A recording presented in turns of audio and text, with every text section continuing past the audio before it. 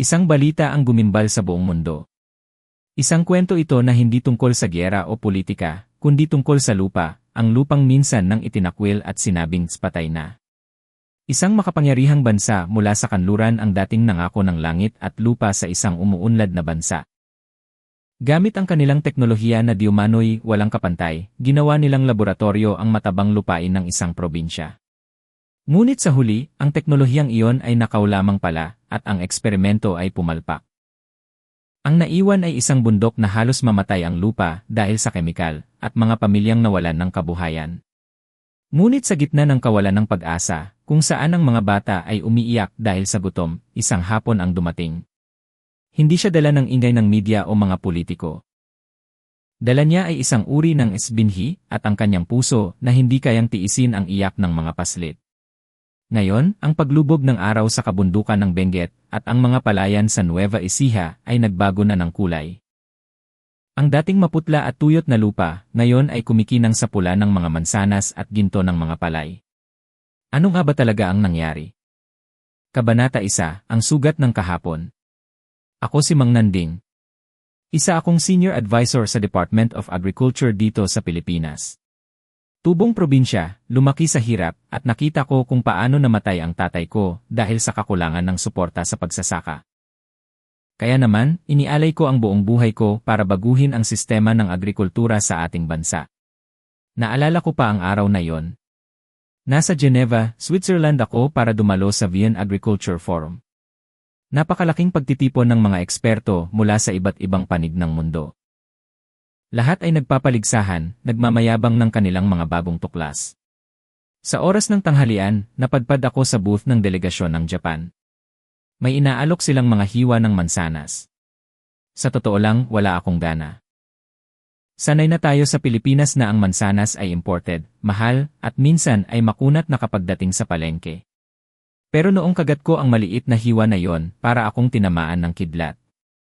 Ang tamis. Ang lutong. Parang sumabog ang katas sa bibig ko na humaplos sa aking lalamunan. Hindi pa ako nakakatikim ng ganitong mansanas sa tanang buhay ko, bulong ko sa sarili ko habang nakatulala. Biglang may lumapit sa akin. Isang lalaking Hapon, nakasweet pero may maamong mukha. Isa siyang opisyal mula sa Japan Ministry of Agriculture. Iyan ang pinakamagandang uri ng mansanas ng aming bansa, sabi niya sa wikang Ingles na may puntong Hapon pero puno ng sinseridad. Naniniwala ako na ang ganitong klase ng prutas ay kayang-kayang tumubo sa matataas na lugar ng Pilipinas, tulad ng sa Cordillera. Napatingin ako sa kanya. Seryoso ba siya? Ang Pilipinas ay tropical country. Mainit. Maalinsangan. Ang klima sa kabundukan nyo ay may potensyal, dagdag pa niya na parang nababasa ang isip ko. Umuwi ako sa Maynila na dala ang alaalang iyon. Isang buwan nang lumipas, dumating ang mga eksperto mula sa Japan Sanrei. Nagkapirmahan ng kasunduan sa IIS, Bonifacio Global City, kasama ang ilang matataas na opisyal. Ang balita ay kumalat agad sa II Patrol at 24 oras, world-class na mansanas ng Japan, itatanim sa Benguet. Ang sambayanang Pilipino, na likas na positibo, ay umasa na naman. Pero, hindi ito ang unang beses na nangyari ito. Bago ang mga Hapon, may nauna na. Isang grupo mula sa isang malaking bansa sa kanluran, Western country, ang dumating sa Atok, Benguet. Dala nila ang naglalakihang makinarya, mga truck, at mga scientist na may matataas na ilong at tingin sa atin. Ang leader nila, isang kano na laging naka-shades, kahit maulap ay nagyabang.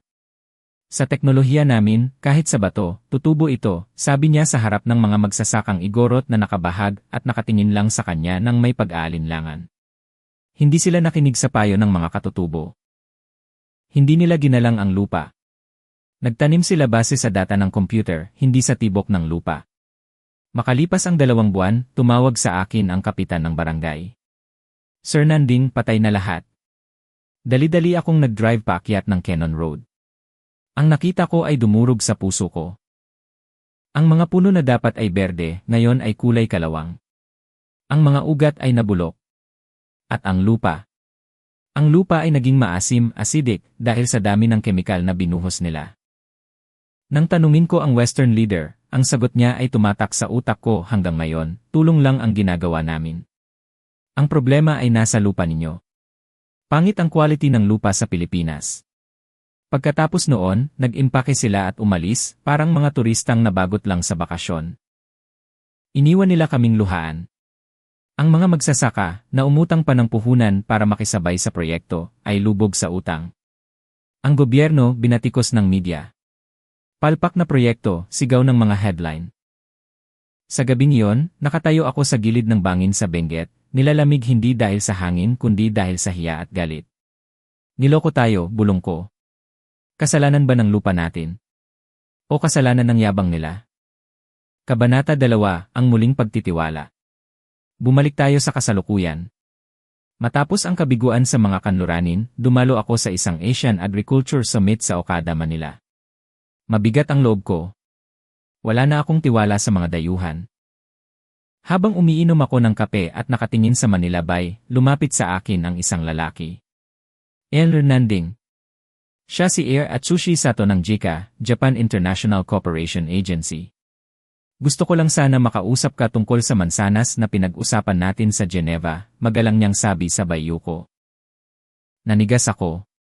Air Sato, diretsahan na tayo. Pagod na kami. May nauna na sa inyo at iniwan lang kaming sira ang lupa at bulsa. Umupo siya at inilabas ang isang folder. Alam ko ang nangyari. Ang totoo niyan, Hernanding, ang teknolohiyang ginamit ng naunang bansa sa inyo. Ninakaw lang nila yon sa amin. Ano? Ang variety na tinatawag nilang kanila ay orihinal na galing sa Aomori, Japan. 10 taon na ang nakakaraan, kinuha nila ang seedlings namin pero hindi nila inaral ang tamang pag-aalaga. Dinala nila sa inyo ng walang sapat na kaalaman. Kaya namatay ang lupa ninyo. Nag-init ang ulo ko. Ginawa kaming testing ground ng nakaw na teknolohiya. Ipakikita ko sa iyo ito, sabi ni Air Sato sabay abot ng isang makapal na dokumento. Ito ang resulta ng pagsusuri namin sa lupa ng Atok at Sagada. Binuksan ko. Detalyado. Bawat nutrients, bawat yield level, pati ang pattern ng ulan at hamog nandoon. Bago kami lumapit sa inyo, 3 taon na kaming palihim na nag-aaral sa lupa ninyo, paliwanag ni Sato. Ang lupa sa Cordillera ay halos kapareho ng lupa sa Aomori. Naniniwala kami, hindi lang tutubo ang mansanas dito. Masasarap pa ito kaysa sa Japan. Bakit nyo ito gagawin, tanong ko. Anong kapalit? Gusto nyo bang bilhin ang lupa namin? Tumingin si Air Sato sa malayo, sa papalubog na araw sa Manila Bay.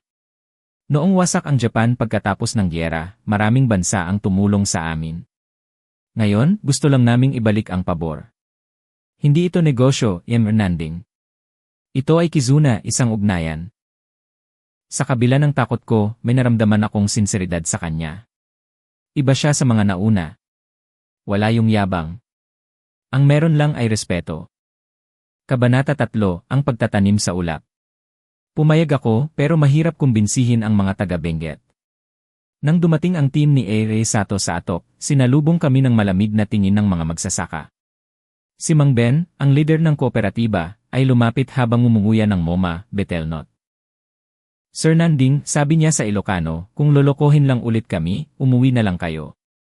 Wala na kaming maitataya. Lumapit si Air Sato. Kahit hindi siya marunong mag-Ilocano o Tagalog, yumuko siya ng sagad hanggang baywang, isang malalim na baw. Nanatili siyang nakayuko ng ilang segundo. Ang katahimikan ay nabasag lang ng hangin ng kabundukan. Hindi kami nandito para mag-utos, sabi ng interpreter ni Sato. Nandito kami para makigawa. At tinupad nila yon. Ang mga Japanese scientist, na akala namin ay upo lang sa aircon na van, ay lumusong sa putik. Sila mismo ang naghukay.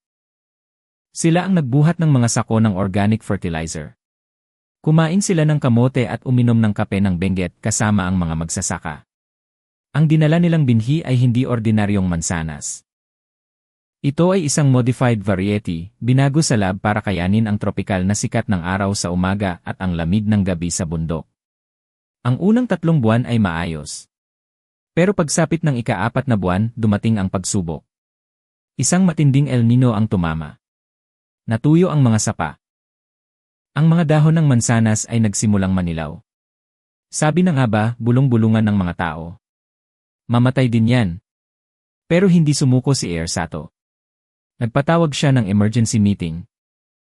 Gagamitin natin ang teknolohiya ng Japan para sa patubig, pero kailangan natin ang diskarte ng Pilipino, sabi niya.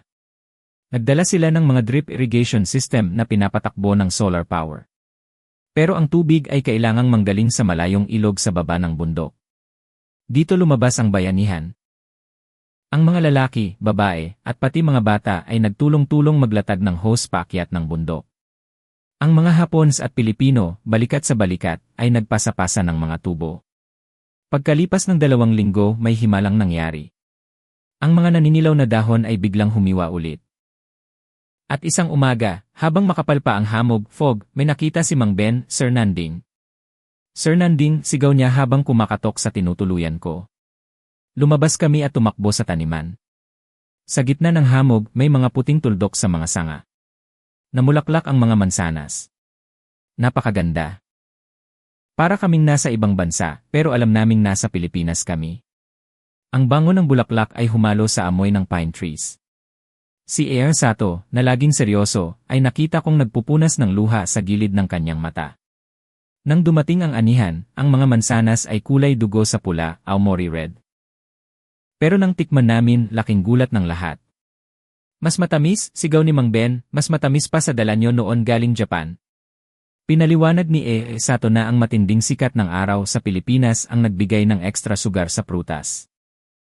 Ang lupa na dating sinabing basura, ay siya palang nagbigay ng kakaibang sarap. Ang tagumpay na ito ay naging headline. Ang mga mansanas ng Benguet ay inexport sa Hong Kong, Dubai, at Europe. Ang tawag nila dito, the Cordillera Jewel. Kabanata 4, ang ikalawang kwento, ang lupa ng Nueva Ecija. Pero hindi lang dyan nagtatapos ang kwento. Habang nagdiriwang ang hilaga, may isa pang himala na nabubuo sa gitnang Luzon. Ako naman si Elena. Taga isang maliit na barangay ako sa Nueva Ecija. Dati, ang lugar namin ay tinatawag na Rice Granary, pero dumating ang isang kumpanya, isang higanteng korporasyon na dayuhan, hindi ko napapangalanan ang bansa, pero sikat sila sa mabilisang gawa. Nangako sila ng golden era.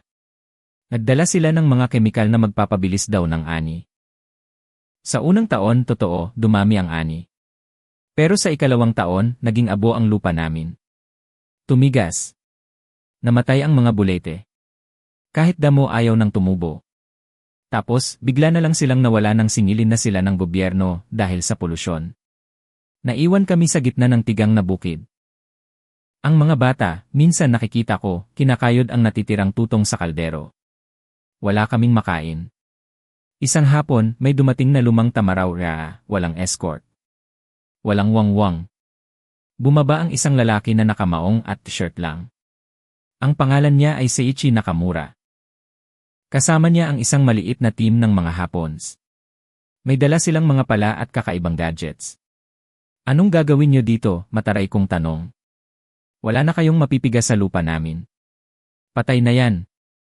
Ngumiti lang si Enye Nakamura. Ang lupa ay hindi namamatay, Elena-san. Nagpapahinga lang. O di kaya ay nagtatampo. Pinagtawanan siya ng mga tambay sa sari-sari store. Nagpapatawa ba tong hapon na to?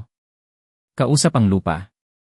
Pero araw-araw, bago sumikat ang araw, nandoon na sila sa bukid.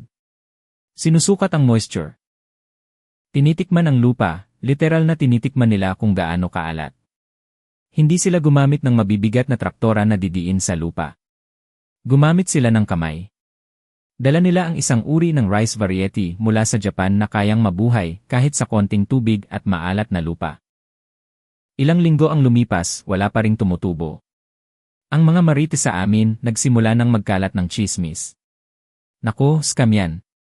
Aalis din yan. Dumating ang balita na pinapatigil ng munisipyo ang project dahil sa lack of permit o kung anumang politika. Kailangan na daw umalis ni Nakamura kinabukasan.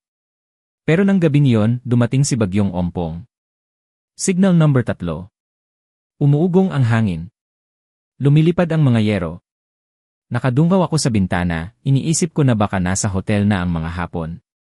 Pero may nakita akong ilaw ng flashlight sa gitna ng bukid. Lumabas ako kahit delikado. Nakita ko si Nakamura at ang team niya. Basang-basa. Putikan. Pilit nilang tinatakpan ng trapal at sako ang maliit na nursery ng mga punla. Kinakapitan nila ang mga poste ng kawayan para hindi liparin ng hangin. Nakamura-san! Umuwi na kayo! Mamamatay kayo dito, sigaw ko sa gitna ng ulan. Lumingon siya, ang mukha niya ay puno ng putik pero ang mata ay nagniningas. Kung pababayaan namin ito, mamamatay ang pag-asa ng mga bata. Hindi kasalanan ng palay na may bagyo. Naluha ako. Nakonsensya ako. Tumakbo ako pabalik sa barangay at kinalampag ang mga bahay. Gising! Tulungan natin sila. Yung dayuhan niya nagpapakamatay para sa palay natin, tayo pa kaya? Lumabas ang mga kalalakihan. Ang mga dating tumatawa sa kanila, ngayon ay bitbit ang mga lubid at kawayan. Nagkapit-bisig kami sa gitna ng bagyo. Pinrotektahan namin ang mga munting punla hanggang sa tumila ang ulan ng umaga. Kabanata 5, ang ginintuang ani. 3 araw matapos ang bagyo, lumabas ang araw. At sa gitna ng putikan, may mga maliliit na berdeng usbong na nakatayo pa rin. Buhay sila. Buhay, sigaw ni Tata Gusting. Makalipas ang 4 na buwan, ang bukid na dating disyerto ay naging dagat ng ginto. Ang palay ay mabibigat ang uhay. Nang isaing namin ang unang ani, ang bango ay umabot sa kabilang barangay. Malambot. Maputi. Masarap kahit walang ulam. Ang tawag ngayon sa bigas na yon ay Filipino-Japanese Friendship Rice. Binili ito ng mga malalaking restaurant sa Makati at ESC sa halagang 5 beses na mas mahal kaysa sa regular na bigas. Pero ang pinakamahalaga, hindi nagutom ang mga bata sa amin. Bago umalis si Nakamura, nagtayo kami ng isang simpleng monumento sa gitna ng bukid. Hindi ito gawa sa bato o semento. Isang puno ng nara at puno ng cherry blossom na itinanim ng magkatabi. Nang tanungin ko siya kung bakit sila nagtiyaga, sinabi niya, noong bata pa ako, kwento ng lolo ko, nung panahon ng kagutuman sa Japan, may mga Pilipinong nagbigay ng pagkain sa kanila kahit magkaaway noon. Utang na loob ito ng henerasyon namin sa henerasyon ninyo. Wakas. Ngayon, kung pupunta ka sa Cordillera, makikita mo ang mga mansanas na kasing pula ng pag-ibig. Kung pupunta ka sa Nueva Ecija, makikita mo ang palay na kasing ginto ng pag-asa. Ito ang kwento kung paano binago ng pakikipagkaibigan ang lupang akala ng lahat ay wala ng silbi. Hindi lang teknolohiya ang dinala nila. Dinala nila ang puso. At sa huli, napatunayan natin na walang lupang baog kung didiligan ito ng pawis, luha, at tunay na malasakit. Mabuhay ang pagkakaibigang Pilipino at Hapon.